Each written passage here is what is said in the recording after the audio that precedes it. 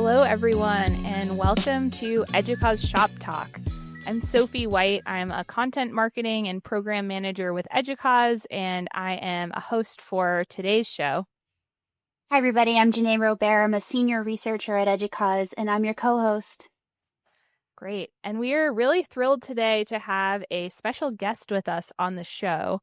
We have with us today Dean Ozlem Kilic. She is the Vice Provost and Founding Dean of the University of Tennessee's College of Emerging and Collaborative Studies. We're really excited to talk to her today about a few different really innovative projects related to workforce development for students and supporting the modern workforce of the future. So I'll just give a brief intro to the Dean, and then we'll jump into it. So Dean Ozlem Kilic is the Vice Provost and Founding Dean of the College of Emerging and Collaborative Studies at the University of Tennessee, Knoxville. Prior to joining the Provost's office, Ozlem served as the Associate Dean of Academic and Student Affairs at the Tickle College of Engineering at the university. She's led multiple initiatives designed to enhance student recruitment and retention, including the administrative operations across all colleges for the launch of the Intercollegiate Data Science minor. It is this work that led to discussions on how to improve intercollegiate education on campus, ultimately leading to the launch of CECS. Prior to coming to the university, Dean Kilic served in various leadership roles, such as the Department Chair of Electrical Engineering and Computer Science, and as the Associate Dean of Engineering at the Catholic University of America. She has also worked as an electronics engineer at the U.S. Army Research Laboratory and as a program manager at Lockheed Martin Global Telecommunications. Your bio is really impressive, Ozlem. You have quite a variety of things that you've done. So thanks for being with us today. I'm excited to be here, Sophie. Great. So let's jump into it. I'd love to hear a little bit about why this work excites you and what you're doing at the college. So can you just give us a brief overview of kind of what's going on and why you're excited about doing this work? Absolutely. This is my favorite topic to talk about anyway. This college is an attempt by our university, which is a land-grant university, to define what the future modern land grants should look like. It's driven by what is emerging rather rapidly in technology that's really permeating in everything we do for work and for a living. And it's shaping the future careers. So as a higher education institution that is a land grant mission, we need to be mindful of how we are preparing the future workforce, especially for those students who come into a conventional four-year degree, knowing that within 4 years, the job market may be significantly different than when they entered. So it's our attempt as the land-grant university and the flagship University of Tennessee to say higher ed needs to reinvent some of the things it does, how it does, to address the growing skills gap that we need to fill in our state and in the nation. So that was the main drive. I'm having a blast building this college because of my own unconventional way of how I landed in higher education. As you read from my bio, I work for government. I worked for industry before finding myself the right job, which was the academia for me. But having been in the hiring end of recent graduates and having an understanding of the mode of operation in industry and the needs of also government has helped me think a bit out of the box. And with the support of our bold leadership in UT, we were able to launch this initiative, which is rather disruptive, but hopefully showing early success as well. I really like that you're responding to the changing times and thinking about being a more agile institution. I wonder if you can talk a little bit about that. I feel like, especially now more than ever, and we're going to actually have an episode on this in the coming months. Institutional resilience is a really hot topic among the higher education community.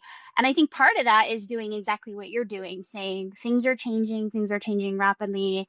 we don't have to stay stuck in these same old patterns. We can do something completely new. Can you talk a little bit about that process of kind of pivoting and maybe getting people on board, and what was that like? Yeah, absolutely. This is a very disruptive move on our campus. And I don't think there is anything I've been looking into, of course, while we were launching the college, what similar models could exist. And there was always an attempt in trying to be agile, flexible in all universities in one way or another.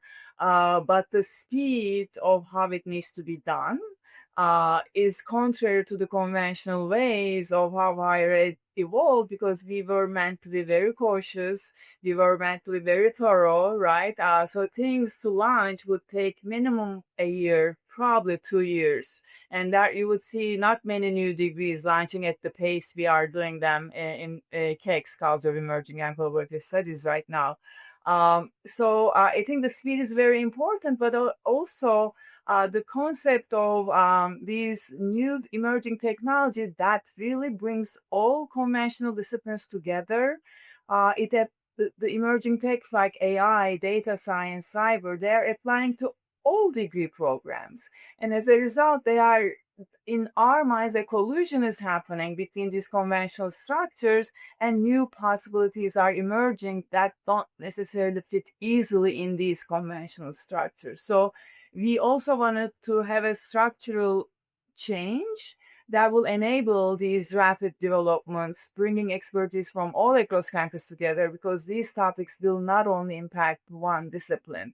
They may have been driven by mostly STEM, technology, engineering, but now a lot of creativity will reside in the different domains that had originally nothing to do with the development of this technology. It has permeated everywhere, that there are tremendous opportunities for social scientists, humanities, arts backgrounds to come and play a big role as this technology emerges. So it has been a journey. I think the way to be so disruptive cannot rely on a great idea and a great need, which we check the boxes for. It also requires bold, innovative leadership that I'm very grateful for our UT leadership, with our president, with our chancellor, our provost and vice chancellor for research, all coming on board and saying, yes, change must be done. Some risk must be taken. We need to experiment with different models.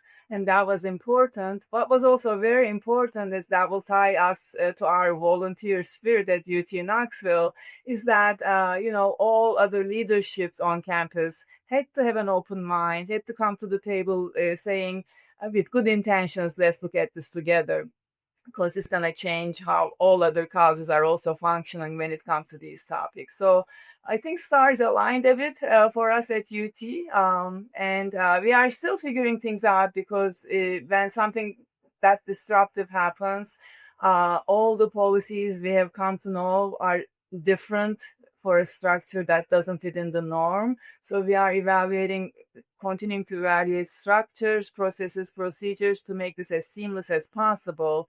But we have always launched multiple degrees, and I think the force is there to carry us forward, it looks like. But certain things have to align. Cool. It feels like you're taking these ideas that we have seemingly entrenched in higher ed of, it has to be siloed and things have to move slowly, and you're just smashing those, which is really encouraging to see.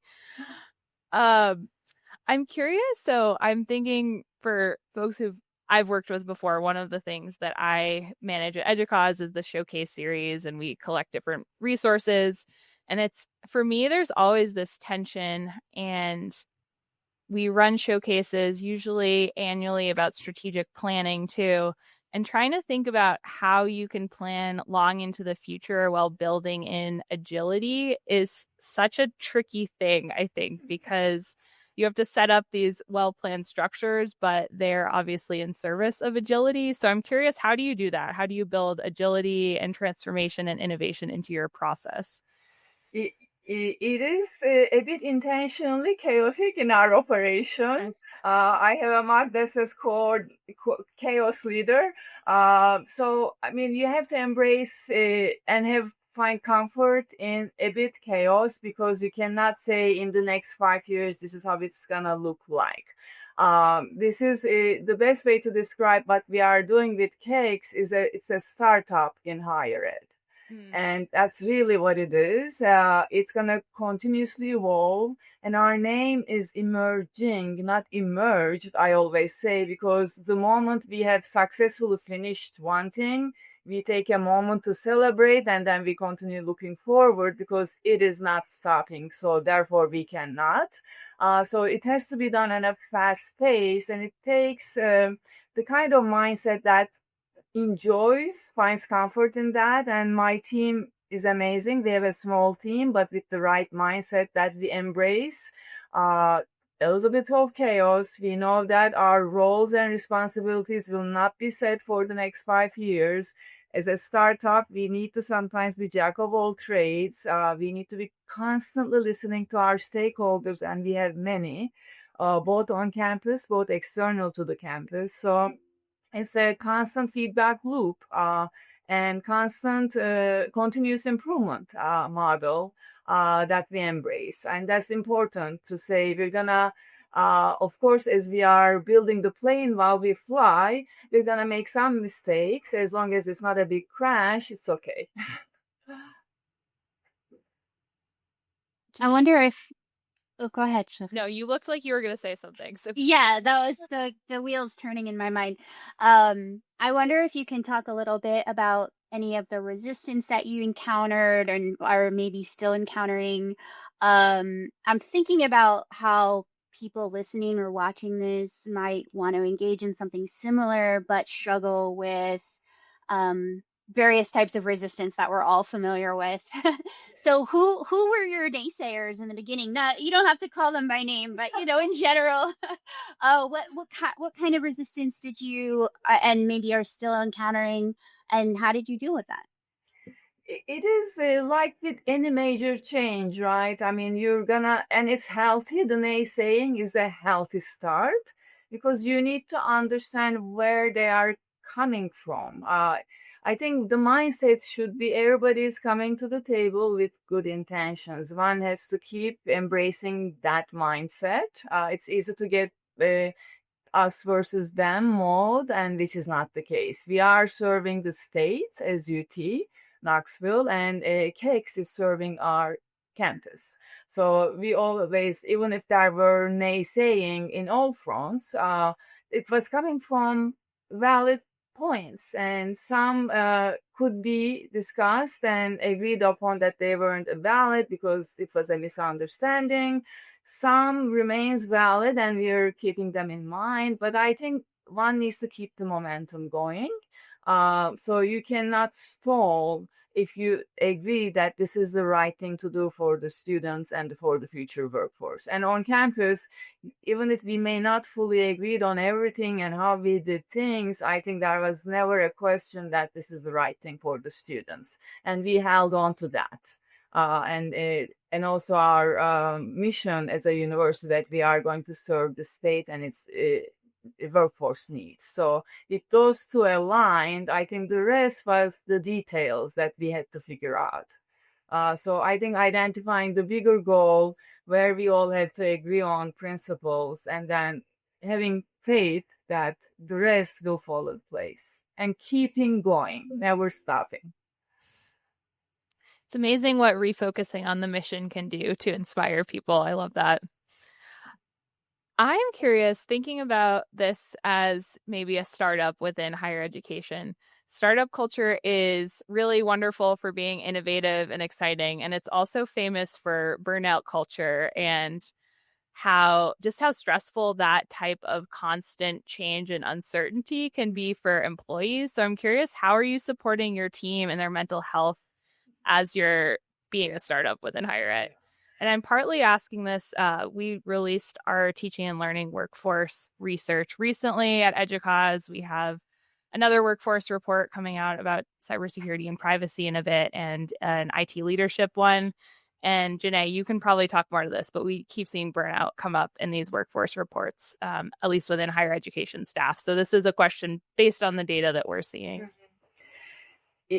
So one amazing thing that I got to do in my career was I haven't seen any dean have a college that every single person was handpicked from the start. So we had a completely blank slate. The college didn't exist on day -1, and day one there was a full college. So everything had to be built from scratch, which is a heavy lift, but it's also an amazing opportunity to attract the people who get the mission, who want to make an impact in higher ed. So the mindset of people joining was very important.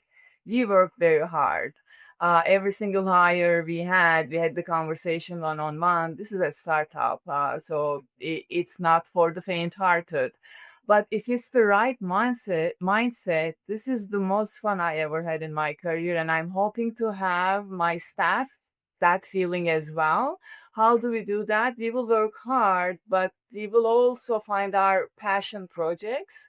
The entire college is my passion project, but I'm hoping my team members are like zooming in on what's exciting them and maybe giving a decent proportion of their time in establishing that.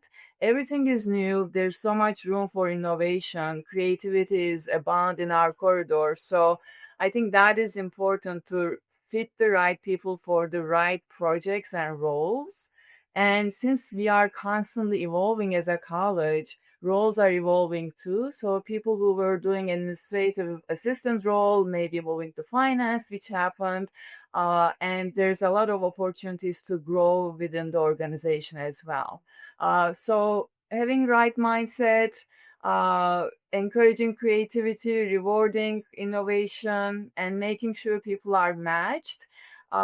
As hard as I worked to launch this precious college, I'm very energized at the end of the day because of all the brainstorming that happens between the creative minds. So hard work can be energizing if you are so much bought into the mission and you are seeing on a regular basis its impact. So we are really leveraging that in CECS. Yeah, I think it's again comes back to that dedication to the mission. And I really resonated with what you said about hoping that your staff find passion projects. I know for me at times, and I don't want to take away from the systemic causes of burnout. That's certainly something that needs to be addressed in higher ed. But in terms of what control for me as an individual that I've had in the past over my own sense of burnout, being able to connect with passion projects and things that I really feel strongly about. The story I like to tell is that when I was trying to figure out what I wanted to do for a living, my grandfather told me, choose something you love and you'll never work a day in your life, which is, not 100% true. We're still working here, but, the spirit of that I think is true. And you're doing such great work connecting people with things that they are really passionate about, and that mission is so important. So I'm sure that they appreciate that. I hope so. They are precious. My team is amazing. And again, a good idea can go so far without a dedicated team. And that is our power, actually, how committed every single team member is. Yes, for sure. Yeah, this is inspiring me too. I work with our Young Professionals Advisory Committee at EDUCAUSE, so I'm hearing a lot from younger staff about challenges that they're having in higher ed.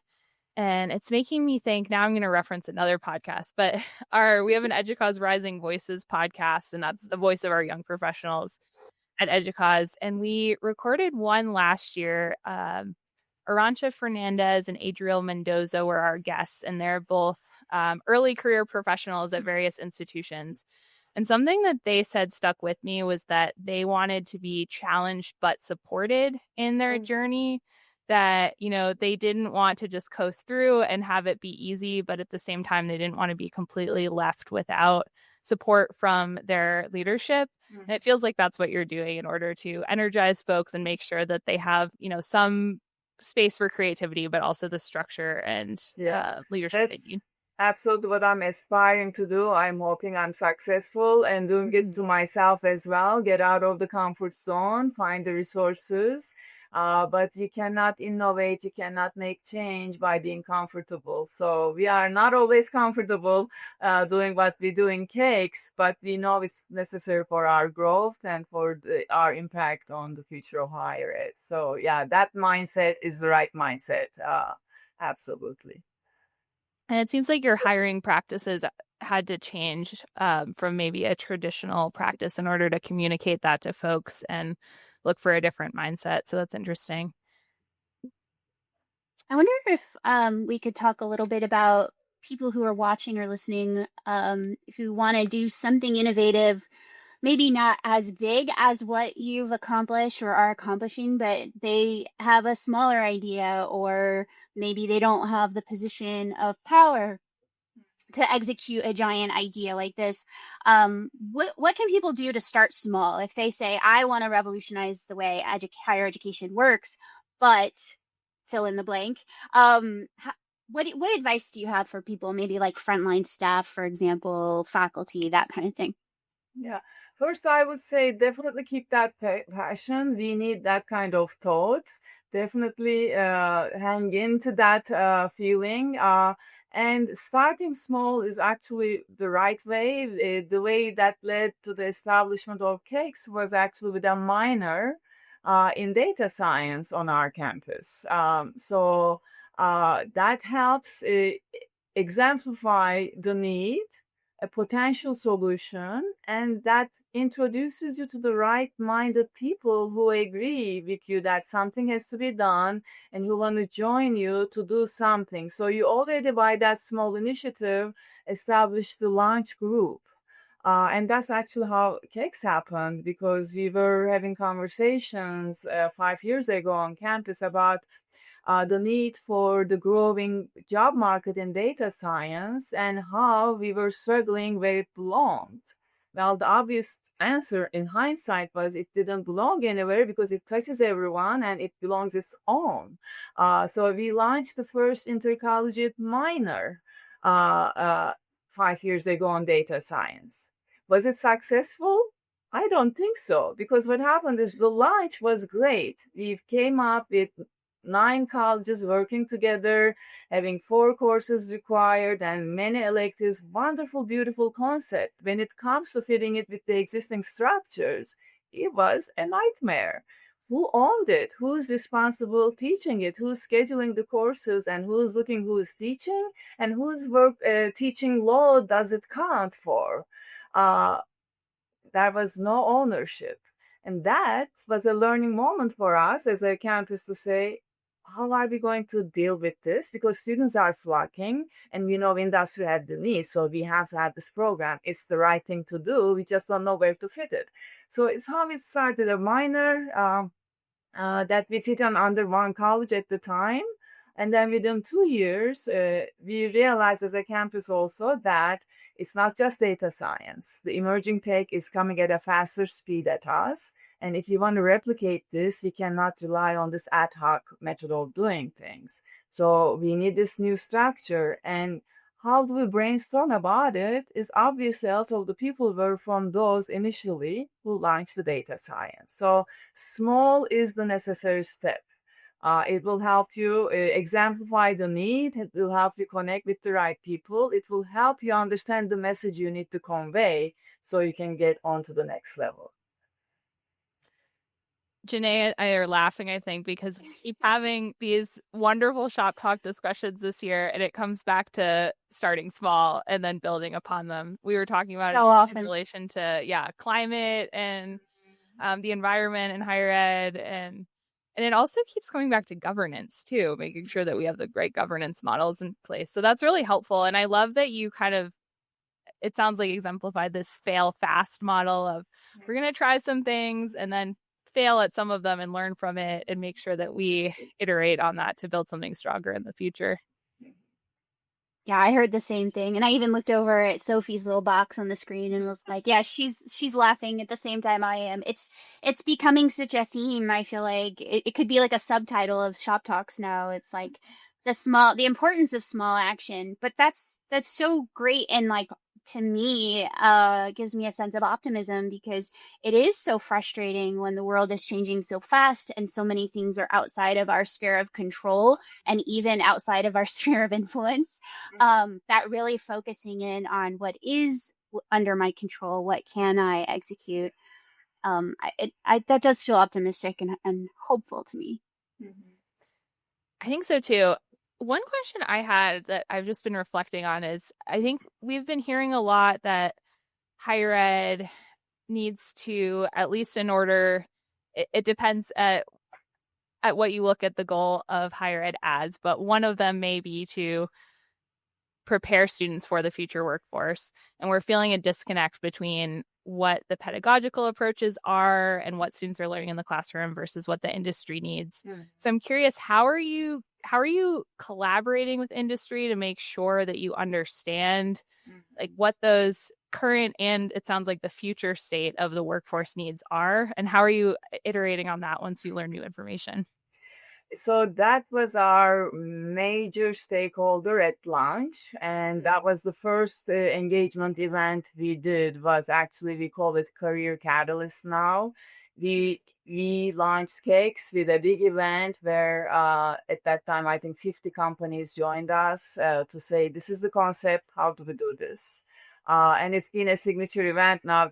We just held our third year, and the attendance is more than doubled, and it's growing. So coming from engineering and having worked as an engineer, I have seen different ways of how industry has been engaging with higher ed. And it's the cookie cutter approach, no matter how much investment is put in such programs. Often it's like industry comes, hires a few students for internships, it's localized, they may sponsor a capstone project, very local impact, great impact. But I needed CECS to go way beyond that if it's going to be the bold disruptive force. So we have actually been working with them to help develop curriculum in real time, because I think that's what we need. You cannot say a few projects that students are exposed will be good enough to prepare the future workforce, right? It will prepare a handful of them. So we are launching some really innovative certificates and programs. One is called PAD. This is a certificate, and our college is based on all customizability, based on the future demographics of the students and learners. So this certificate is all about industry coming and giving us little examples. Almost think of them as large-scale homework problems that they are experiencing in their business. We have this certificate that starts with small examples that come directly from them to full scope projects that students can do with them. And we start in the freshman year, exposing our students. So we want our students, which means all UT students, to think about careers from day one. College experience in many ways is emotional growth, I know maturity, all of that, but I feel responsible, especially in a land grant institution, that our students are employable upon graduation. That's the responsibility I feel every day. So how do we do that? We start the discussion from day one. So our first course that they will take is actually Design Your Career, Design Your Degree. In this course, they learn design principles, which I believe is a must for future. I think everybody should have some literacy on principles of design. As things change so rapidly, you need to know how to design your own life, how you'll fit in. So that's a very important skill. But their project in the end of the semester is their degree program. So we assess them, we do aptitude tests, based on their interests, we introduce them to industry partners. They get to see how jobs will look like in that domain. We are also very mindful that the kind of jobs are changing. So for instance, if you are going to focus on AI, because this technology is enticing to you, and we want to make sure that our policies are keeping up, that student will have a completely different experience in CECS with the kind of industry partners they'll deal with versus another student who wants to do AI because they want very fast computing to enable real-time calculations. That student will probably have a lot of IT exposure. So they will forge their own paths even under the same common theme, which is AI, by making sure they are connected to the right industry partners early on from day one. So it's really a very unique concept in how we weave in potential for employment as early as the first class they take. And we build up from that class on 3 more classes, where in the last class, but our hope is that they have a big network of industry mentors that they've interacted, and there's kind of a match has already been made by the end of their 4th year. So industry is a key partner and a very, very strong local partner in our curriculum development. And I really love that you talk about it as not an either or. It's not that higher ed is either about workforce prep or about creating informed citizens, et cetera, but that we can really take a holistic approach to supporting our students. And I personally really appreciate that, because I know when people strongly resist the idea of workforce preparation for students, that frustrates me on a personal level, because I wouldn't be where I am if I didn't have workforce preparation. I am a first generation student. There was not going to be any improvement in my life circumstances unless I had workforce preparation in college. So it's an element of higher ed that I feel very strongly about. But also, I don't think that it has to replace any of the liberal arts ideals or any of the other things. I think that we can do all of those things. Yeah. I really appreciate that. And if you could tell, I had a hard time asking that question because I studied the humanities, and I love this emotional and maturity element of higher ed. And I think my idealist side says that's what higher ed should do. And then the realist in me says higher ed also has a huge price tag. It's very expensive to send students to college now. And I think that we owe students the ability to make sure they're employable afterwards. So I love this combination of, like you said, Jenay, that it doesn't have to be either or, but it can be both, and we can work within the systems that are in place, but also disrupt them a bit too. This is making me think about faculty development a bit, because that's been coming up too, Jenay, when we've been thinking about AI, especially, I think has been the topic that we've been talking about related to faculty development. So how are you teaching faculty to teach students how to use AI within the governance structures that an institution has put in place? So I'm curious what your faculty development process looks like. How are you teaching the teachers for the students? That's a great entry to a major topic, Sophie, that's on our mind. So, as you mentioned, I wear a dual hat in the university. One is vice provost, one is the founding dean, and they merge in my mind because it's all about academic innovation. So we are very mindful that AI literacy is extremely important, and as these tools are emerging, we need to embrace good use of these tools. So we need to have a honest look at how we are educating students and making sure that exposure doesn't only have to happen in STEM related courses. So as a university initiative, we launched this new program where we offer fellowships to faculty from all different disciplines to weave in this content into their existing courses. We don't need to create a new course because this is permeating everywhere, so it might as well permeate in all our courses. So we picked this year 7 teams across the university who will work together with us in the summer. And this was a true collaboration between faculty, our Office of Innovative Technology, OIT, our Teaching and Learning Innovation Group, and my role as Vice Provost, bringing all the experts together.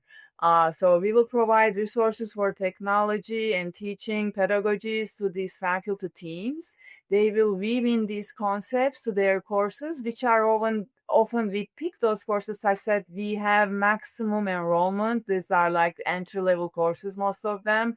So whether it's English, philosophy, we will have a team of faculty who will work this summer to weave AI content into these courses. What we are hoping to achieve is that now we have a team of advocates of this technology who has actually learned how to do this in courses from all different topics. And so we want to exponentially grow the population on our campus who is able to do such initiatives. So that's one initiative we are doing centrally on campus that I'm really excited about. The other part comes through CECS. What we do, how we create curriculum is also very unique. Since these topics such as AI, cybersecurity, data science are all cross-cutting, we had to have a fresh look in how we develop curriculum. Typically, curriculum development resides in silos. It starts within a department and it gets approved within the college, but that's the extent typically. What we wanted to do was a shared governance all across campus. So we have faculty representation from all colleges in every degree we launch, because we want to understand perspectives on AI from all disciplines. So that's a very new approach. And that has been really gaining great traction. So far, we have more than 100 faculty working with us, meeting monthly to develop content in all these new degree programs. They come from all colleges. So actually, CECS has launched 3 degrees. We are launching 3 more. We have 8 certificates. We're going to launch 15 more. We only have 5 faculty full-time. What we do is work with the expertise that already exists on our campus and pull them in. They are already eager to do something fresh, like those we discussed. They want to make some change. Here's a small change. Come join the committee. Let us describe what AI 101 should look like for the entire campus. So they are working together in designing courses like AI 101, Introduction to the World of AI, where we cover ethics, potential fallouts of AI, how to program, how maybe coding will change with AI, all these different perspectives. So they are developed by multiple disciplines from faculty and offered to students from multiple disciplines in the same class. So it's quite an undertaking, but again, the right-minded faculty are flocking to this concept, and you're not having a shortage of people meeting monthly to design all these new degree programs. I wonder if you could talk a little bit about what students are saying about these programs. We've talked a lot about all the people who have created the college, all the things around that, but I would probably put some money on the fact that your students are having some opinions as well. Absolutely, and that's what is encouraging, actually, Jenay, because so the college was official as of last fall, but we didn't launch in time to directly admit any students. It was launched way later than all the students had chosen their colleges. We had close to 800 enrollments in our classes for a college that had no admission, right?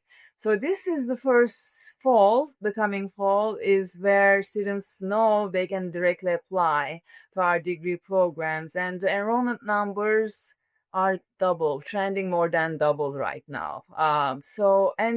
We really didn't have much time to publicize. We were really flying the plane and adding the wings and all that. So indications are very strong and very encouraging. And one of the missions we have is that the courses like AI 101, we want these courses to be accessible to all on campus, not just people who want to do technology in their jobs. And our mission is to make sure enrollment numbers will increase, because we're going to serve students not necessarily wanting an AI degree, but wanting literacy. So my expectation is that I think that interest will keep growing. Early indications are definitely showing that. That sounds like word of mouth is working. And just so I understand the timeline, it was fall of 2024 was the first semester that you were enrolling students, but without a lot of... Yes, we were an official college last fall. And the year before the college launched, but it was literally one faculty and a handful of staff. We were at that first year was building the degree programs. Got it. Great. Well, I'm so glad that it's going well. I think so far. And it sounds like you're still driving the plane and adding to it as yes, you go. and it's also new ideas are coming, new ways of how we could serve our university and state is happening. For instance, interesting enough, as we were thinking, we're gonna understand industry's needs so we can rapidly align with them. We found out that industry is also looking to us saying, what do we do with AI? We know it's here. So it became a two-way conversation. So CECS role is also morphing because now, okay, we understand actually there's needs to upskill current workforce. So we are now getting into that domain, working with our industry partners and moving to either going to their place in person or offering online for their own workforce, upskilling, credentialing. So it's not something we immediately envisioned, but we are finding out there's need that they could fulfill. That's really encouraging that it's going both ways, that institutions can be giving guidance to industry too, and that you can work together that way. So thanks for sharing that. Yeah. This has been a great conversation. I think to leave our listeners and viewers today, I know I have a lot of food for thought, but just curious if there's one thing that you hope that the audience would take away from this conversation. Could you share what that is? I would love to see that the audience would embrace the coming change, which is going to happen at a rapid pace, and have faith in higher education that we are paying attention. We are looking into our ways of doing things, and we are willing to change and adapt to serve the next generation of workforce. So don't give up on us. Help us. Connect with us. Let's share with us what your thoughts are, because there's an entity listening and acting fast on what we hear. That's beautiful. I feel like I want to take that quote and clip it and watch it if I'm ever feeling down about higher ed. I'm so inspired. Jenay, it's reminding me a little bit about, we had a conversation with Paul LeBlanc last year about AI and higher education's role and what they were doing at Southern New Hampshire University. But I just love hearing these really creative approaches for how higher ed, can push the boundaries of our structures a little bit and be such a valuable force for the world. So thank you so much, Ozlem, for all the work that you're doing and for chatting with us today.